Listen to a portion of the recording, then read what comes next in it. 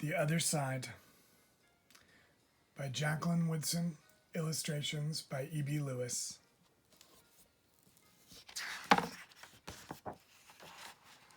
The Other Side, written by Jacqueline Woodson, who is the author, illustrations by E.B. Lewis, who created the images, the pictures. For Elisabetta and to Sean, J.W., to my dear friend Fran Emery, E.B.L.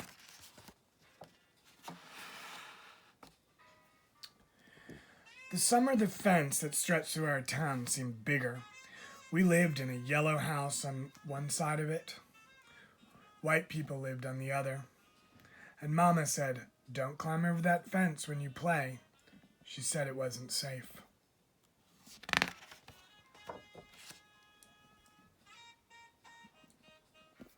That summer, there was a girl who wore a pink sweater. Each morning, she climbed up on the fence and stared over at our side. Sometimes I stared back. She never sat on that fence with anybody, that girl didn't.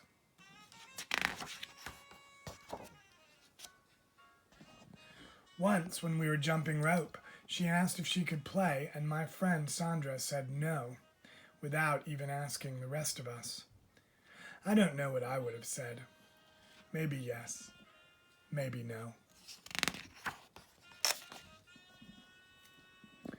That summer, everyone and everything on the other side of that fence seemed far away. When I asked my mama why, she said, "Because that's the way things have always been." Sometimes when me and Mama went into town, I saw that girl with her mama. She looked sad sometimes, that girl did. "Don't stare," my mama said. "It's not polite."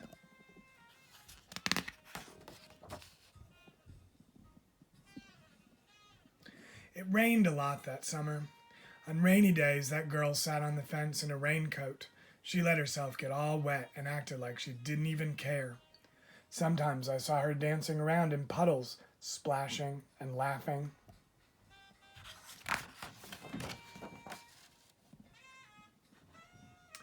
Mama wouldn't let me go out in the rain.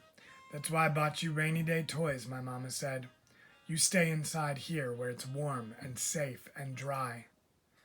But every time it rained, I looked for that girl, and I always found her somewhere near the fence.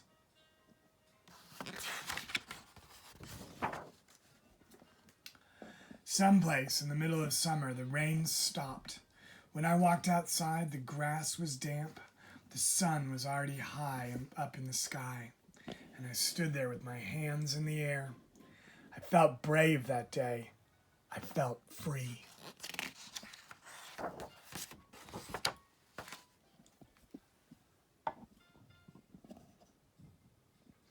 I got close to the fence and that girl asked me my name. "Clover," I said. "My name's Annie," she said. "Annie Paul. I live over yonder," she said, "by where you see the laundry. That's my blouse hanging on the line." She smiled then. She had a pretty smile.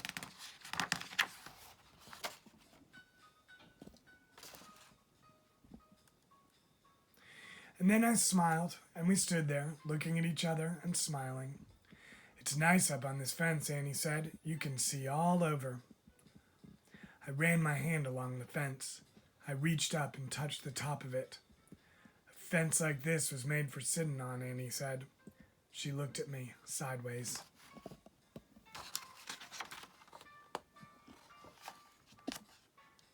"My mama says I shouldn't go on the other side," I said.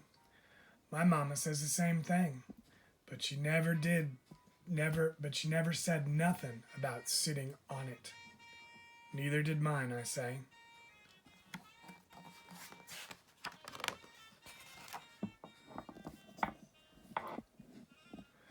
That summer, me and Annie sat together on that fence. And when Sandra and them looked at me funny, I just made believe I didn't care.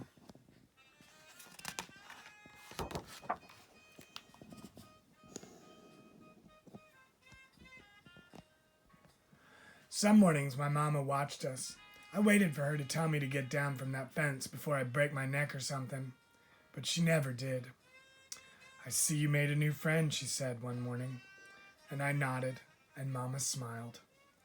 That summer, me and Annie sat on that fence and watched the whole wide world around us.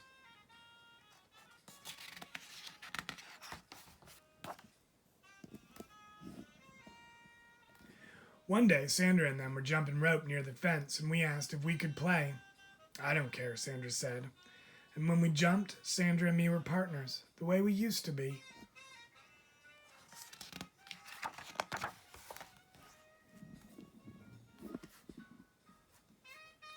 When we were too tired to jump anymore, we sat up on that fence, all of us in a long line.